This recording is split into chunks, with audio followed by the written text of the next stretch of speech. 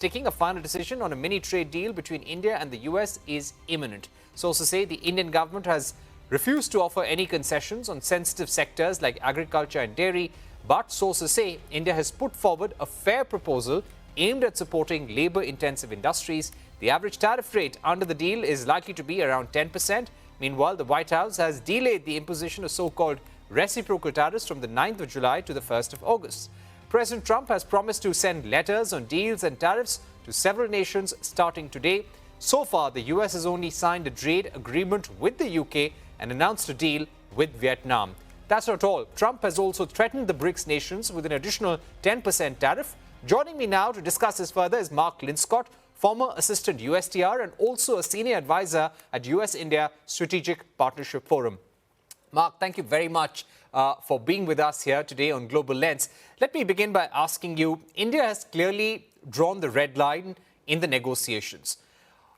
What we hear from our sources in the government, that the ball is now in Trump's court. We have said that we cannot make concessions on wheat, rice, maize, dairy, and we want access for our labor-intensive sectors. Keeping this in mind, do you feel that the Trump administration will accept India's proposal?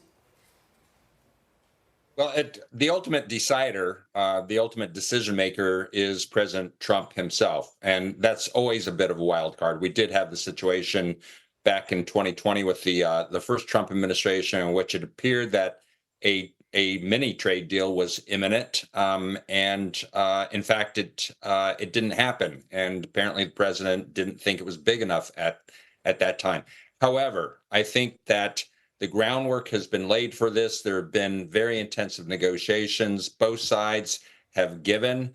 Both sides can receive. There can be benefits for both sides. And I'm quite hopeful that there will be a deal announced at any moment. I mean, there's quite a bit of buzz this morning. So I remain bullish that we will see a deal in the next day or so, if not the next minutes or hours. Right. What do you think will be the contours of this deal? There have been very hectic negotiations. Both sides want to show a victory. What is it that US will get from such an agreement with India, which is only a mini trade deal or an interim deal for now? It certainly would be an interim deal, and I think it would start off as an agreement in principle. So a statement issued by both countries, one that would not lay out all of the details. For example, would probably not include detailed tariff schedules for both countries, but to be followed by the work of the negotiating teams from both sides to conclude that legally binding agreement in coming weeks, let's say. I think this agreement in principle, however, would be very substantial. Wins on both sides. It could include tariff cuts for both countries. And when I say tariff cuts, I mean from the reciprocal tariffs that President Trump announced on April 2nd. It will include agriculture. It may not include the most sensitive issues. I think both sides have been accommodating on what's sensitive and what's not. But I think that there will be some agriculture commodities that are included, even if it's not dairy, wheat, and rice. So I think it could be quite substantial. It's a win-win. It's, from my perspective, this should be a no-brainer.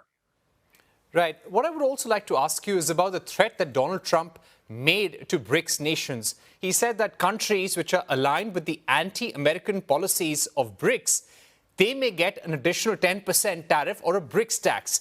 That has caused a bit of worry here in India. Do you expect Donald Trump to impose that tariff, even though our sources in the government say there has been no discussion on a BRICS currency? Russia had made that point some years ago, but there has been no work on it. And only thing the thing that is being discussed is trade settlement in local currencies.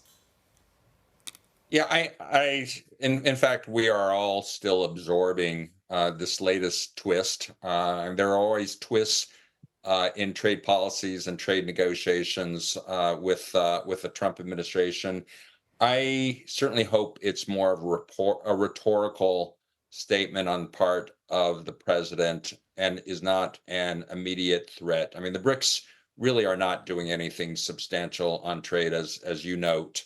I've always been a skeptic on the ability of the BRICS nations to come together and do anything concrete on trade. And what apparently was issued in the statement was not specific to the United States. It shouldn't be seen as a threat to the United States at this point in time. I think what could be more uncertain is what happens with respect to the so-called 232s, these national security actions that the United States has taken on tariffs, those that are in place on autos and steel and aluminum, those that are pending with respect to pharmaceuticals and semiconductors and downstream products and a number of other areas.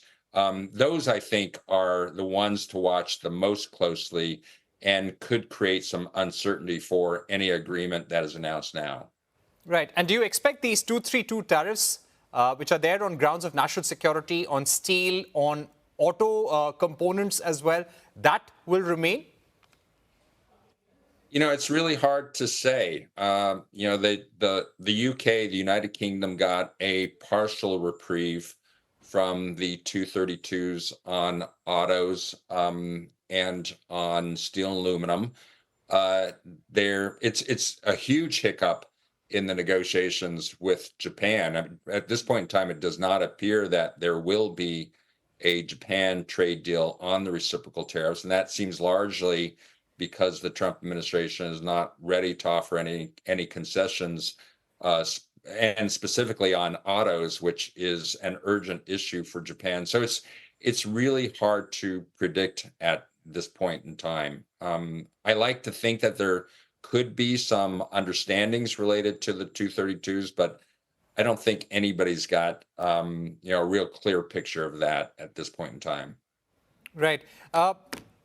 Do you also expect India to get access at lower tariffs to components in high technology sectors from the United States? It's, until we see the details, I'm a bit hesitant to make specific predictions. I do think that large parts of the tariff schedules of both countries will be included in the trade deal, and I expect for India there will be tariff commitments made by the United States in areas of strong export interest for India. Again, I think this will be a win-win. Whether it's specific on electronics components, I'm not ready to hazard a guess at this point in time. Again, hopefully we will see the details shortly. Right. And what do you expect, Mark, from your experience over the next few hours? And we've been hearing Scott Bessent and Peter Navarro on CNBC. Both of them have been saying that letters will be sent out tonight. Mailboxes are full. A lot of people want to negotiate with that. Negotiations are still happening. The Indian side is giving us a sense that negotiations are now over, nothing more to offer. But do you feel that some sort of back-channel talks could continue possibly till tomorrow or even till Wednesday? That's always possible. I have the sense that the two negotiating teams completed their work, their immediate work last week when a delegation was in Washington for India. That team left. They seem to have concluded broad agreement on many of the specifics. And I think that's what's being presented or has been presented to the president. And I assume the same is true for Prime Minister Modi. Of course, there could always be back channels. And certainly if the president has strong views on any of this over the next day or two. I think it's also important to understand, I think I've said this in the past, that this is intended to be a first agreement, a partial agreement. I think it will be unprecedented and historic if it is announced, but it is not the full comprehensive agreement. It's the first bite at the apple. There will be future bites at the apple.